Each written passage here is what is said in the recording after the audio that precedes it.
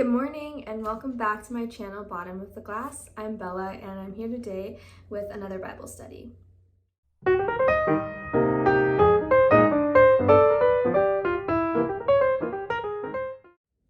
Today we're going to talk about something Jesus said in his final moments on the cross, which was, my God, why have you forsaken me?" And for the longest time, I was really confused by that verse.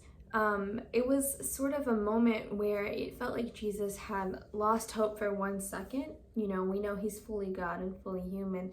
And so I always just kind of thought, okay, he was having a moment of extreme hopelessness. He was at the point where he was on the verge of life and death.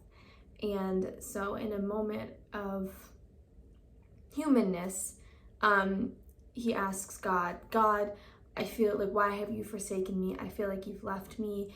I know that I would have to go through something incredibly hard and incredibly painful. And I know that you promised me that you would save me. Is now going to be the time that you do it? Is it going to be right now that you're going to save me? Because if it's any time, it would be really nice if it was right now. You know, he's in front of everyone. On the verge of death. And so that's what I thought it meant. For the longest time, I just kind of grappled with that verse in my head in that way. And I think a lot of people are confused by that verse too, because it's so incredibly opposite of what Jesus has done throughout the entirety of the Gospels, which was to have no fear, to have complete trust in God, to not question God. And then when he says, my God, why have you forsaken me?" It almost sounds like he is questioning God.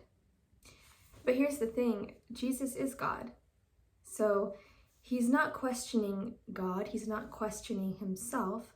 There's a reason why he says that on the cross, and I'm going to tell you why. So in front of Jesus, we know are his apostles, his disciples.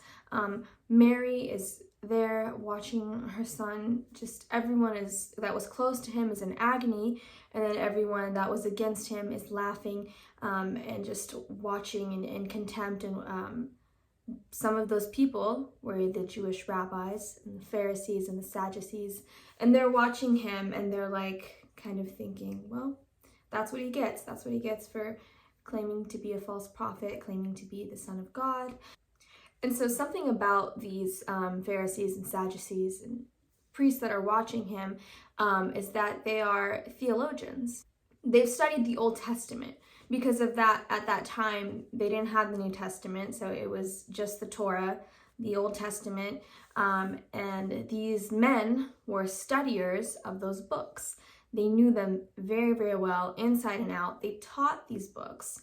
And one of the particular books that they had to use very often, they had to have this book basically memorized, was Psalms. Because Psalms, if you don't know, is a songbook. It's meant to be sung in praise and in worship. And so these teachers, these priests and, the Pharisees and Sadducees, they had Psalms memorized. It's like when you go to church, if you're like Catholic, you have all the songs memorized. If you go to a Syrian church, you sing along with the church hymns. You know them, you have them memorized. So they had these songs or psalms memorized. And so Jesus is on the cross. He knows that they're all there, and he knows that they're all listening. And he says, my God, why have you forsaken me?" But instead of thinking like us, that was just something that Jesus was crying out to God in desperation, their mind goes somewhere else. Because they've heard those exact words multiple times. They've memorized those exact words from Psalm 22, verse 1. And that verse is, my God, why have you forsaken me?" It's no coincidence. Jesus didn't use the repetition, my God, and those exact words, why have you forsaken me, just because he wanted to say it. He was directly quoting this scripture. And so why would it be significant for Jesus to quote Psalm 22 verse 1 on the cross? Why did he specifically want the listeners and the onlookers to hear that verse, have it come to mind, and what does the rest of it say? Because the reason he said it is because he wanted them to not think that he was saying the part, my God, why have you forsaken me? But he wanted them to recall the rest of the song. Because usually I saw these guys on Instagram, they gave a really good analogy, I'll tag them, but they said, if I start singing like a popular song, you're gonna start singing the rest. So they're like, if I sing the beginning of the song and I'm like, don't stop, you're gonna like immediately come to mind, believe, and like you can finish the song in your head. And so that's what Psalms is. Psalms is a songbook. So when they hear, my God, why have you forsaken me? In their mind, they start hearing the rest of Psalms and Psalms 22. And what does Psalm 22 talk about? It talks about someone who has been beat down, who is in a place where they should feel so abandoned. And this person in Psalms, they feel like God has left him. It says, oh my God, I call thee in the daytime, but thou answerest me not. So, and in the night season, thou abidest not in me. So it's someone who feels like they're calling out to God, but they're not seeing God coming to them. And so it would appear that way with Jesus, right? Jesus is calling himself the Son of God, and they're saying, well, where is your God? You're being crucified. You've been brutally beaten and like tortured. And I don't see him. That's what they're saying to him. But Psalms 22 continues, and it says, this man, but he trusted in the Lord. It says he trusted in the Lord. Let the Lord deliver him. Let him save him if he be delighted in him. For thou art my trust since I came out of the womb, and my hope since I was upon my mother's breast. I was put under thy care from the womb. Thou art my God from my mother's belly. Be not far from me, for trouble is near, for there is none to help. And it's talking about how all of these people are surrounding him with malintent, with the intention of, it says they're like bulls that have surrounded him, strong bulls that have besieged him. But he's still putting all of his trust in the Lord. And by the end of Psalm 22, the Lord delivers him from all of this. And the Lord uplifts him, and he in turn glorifies the Lord. But there is more. There's even more within Psalm 22, because when I first learned the Psalm 22:1, my God, why have you forsaken me? And the fact that it was recalling the message of someone who God uplifted from their struggle. But if you read the verse in its entirety, your mind is going to be blown. I was sitting down like with my highlighter reading it, just like frantically highlighting, because I'm going to read it to you. Psalm 22:16. For the vicious have surrounded me, the assembly of the wicked have enclosed me. They have pierced my hands and feet. Jesus was on the cross. They had pierced his hands and his feet. Oh, I don't know if I explained this. By the way, Psalms was written years and years and years before Jesus was born. Psalms was written, they think, by King David. And Psalms wasn't even meant to be prophetic, at least from what I know. It was just scripture, and it was just a song that it was like a kind of just like a scenario, like telling about a person who's down and who's going through some sort of torment and some sort of pain, and God delivers them.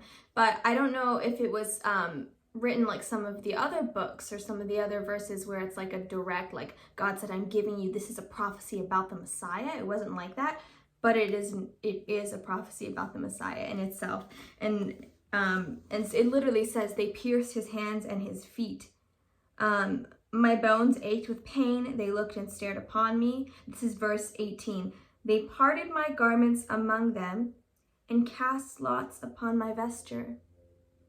That's exactly what they did with Jesus. They take his clothes and they distribute them among each other, and then they have like dice, and they're playing games and they're gambling for it. And that's exactly what it says. They cast lots upon my vesture. Casting lots is like placing bets. And vesture just means clothing. So yeah, they're gambling for his clothing. And then this is saying whoever this man is, who is also pierced in his hands and his feet, his clothes are also being gambled for.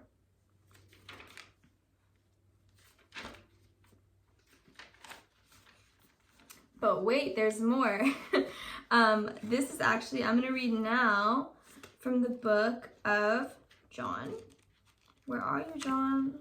Matthew, Mark, Luke. By the way, if people are wondering where does the story of Jesus and his crucifixion, where do I find it in the Bible? It's not just one place. You will find it in all of the Gospels. But I'm reading from John specifically because I like, John tells us, he gives us a little insight.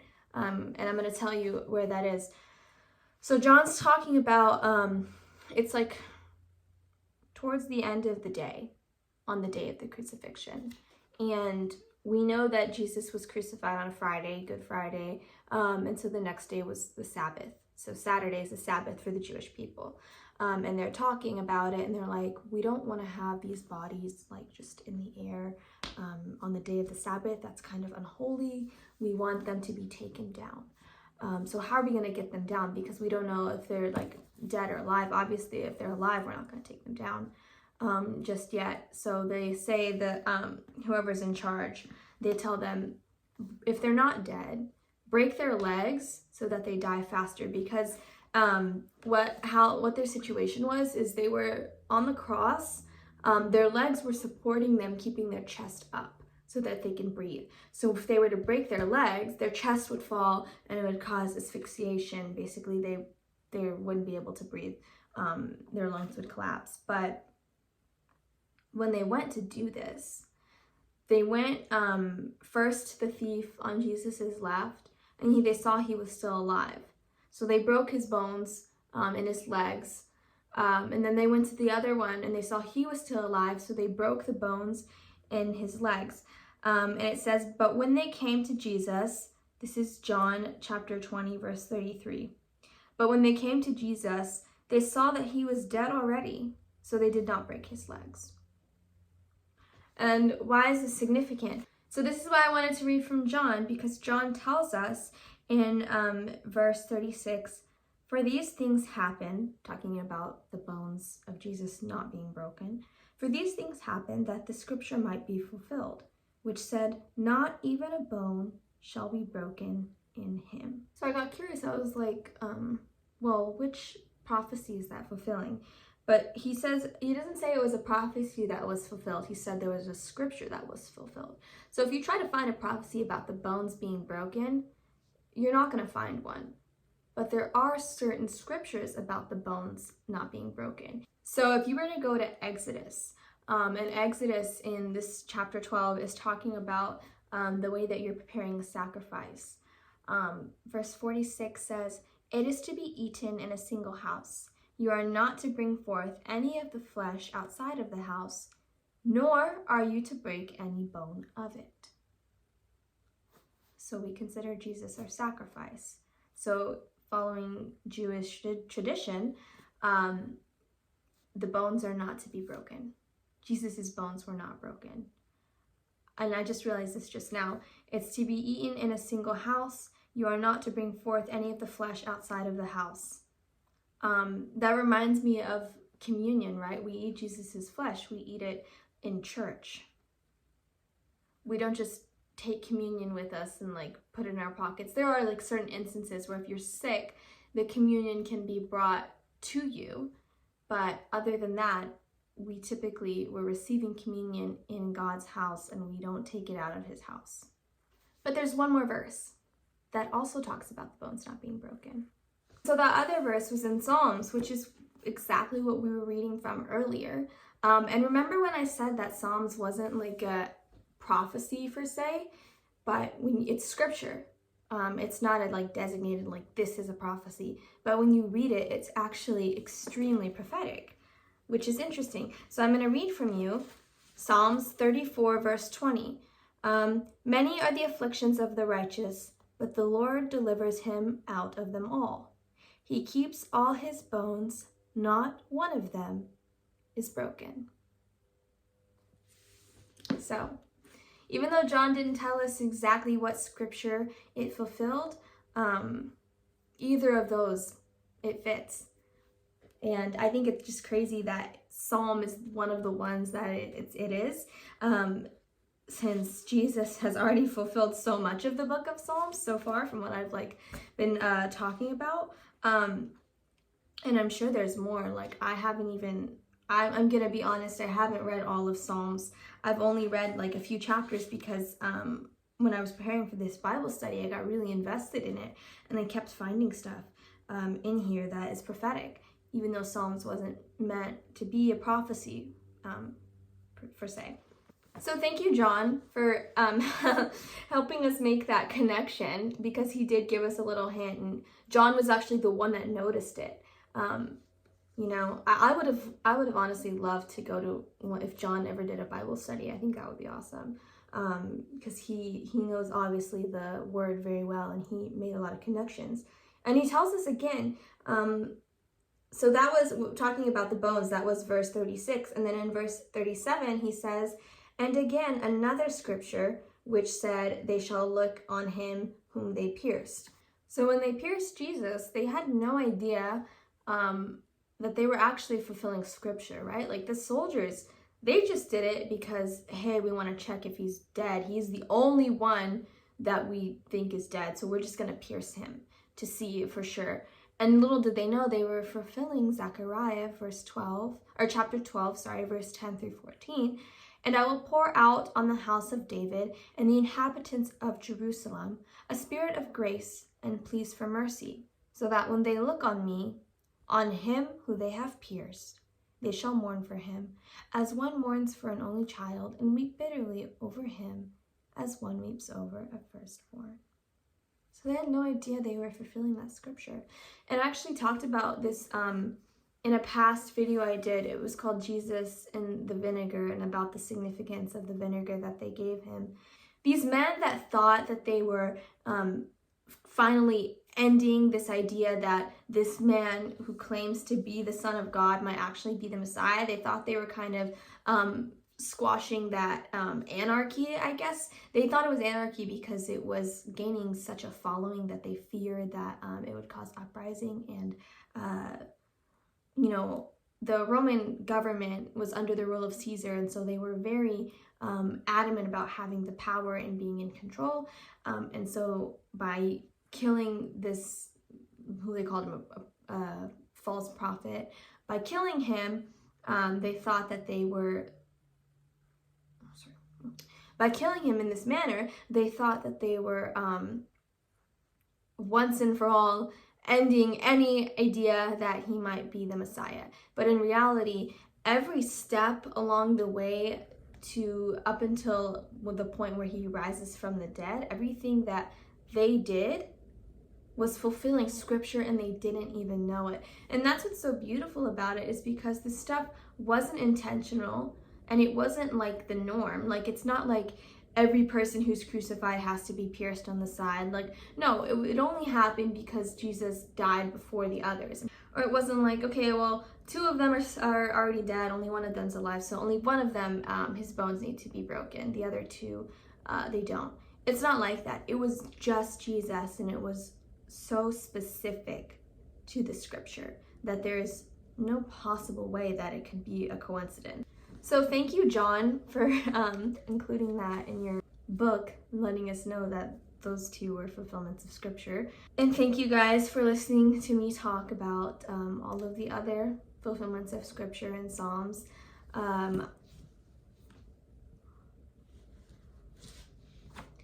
Honestly, the only way to find this stuff is to just pick up a Bible and read it. Don't even overthink it.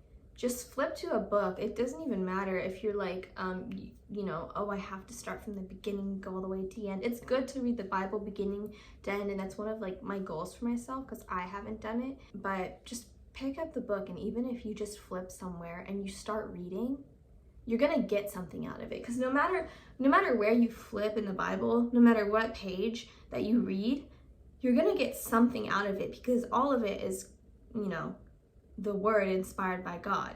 So just open it, start reading. You're gonna find something. It's like a treasure trove, honestly. I never knew that because I used to be like, I know I've always been Christian, I've always been religious, but I didn't read the Bible that much. I kind of just saw the Bible as something, oh, I go to church and listen to them talk about it, and that's how I get my word for the week or whatever. But you got to read it yourself because you'll feel, I don't know, it's hard to describe. It's a nice feeling when you find a connection. It becomes like a puzzle and you're piecing everything together. And it's an easy puzzle too because all the evidence is there. And it becomes fun because no matter, like I said, no matter what page you flip to, it's either A, gonna give you insight about a fulfillment of scripture, or B, it's just gonna help you in your life. Like, it's just gonna help you be a calmer person, a happier person. Maybe if you're struggling with, there's been times where I'm struggling, I just open it and randomly flip to a page and I'm like, whoa, like I needed to hear that. I didn't know I needed to hear that, but apparently I did. Apparently God knew I needed to hear that. So yeah, I hope you enjoyed this Bible study. Thank you for watching, and I'll see you in the next video. God bless. Bye.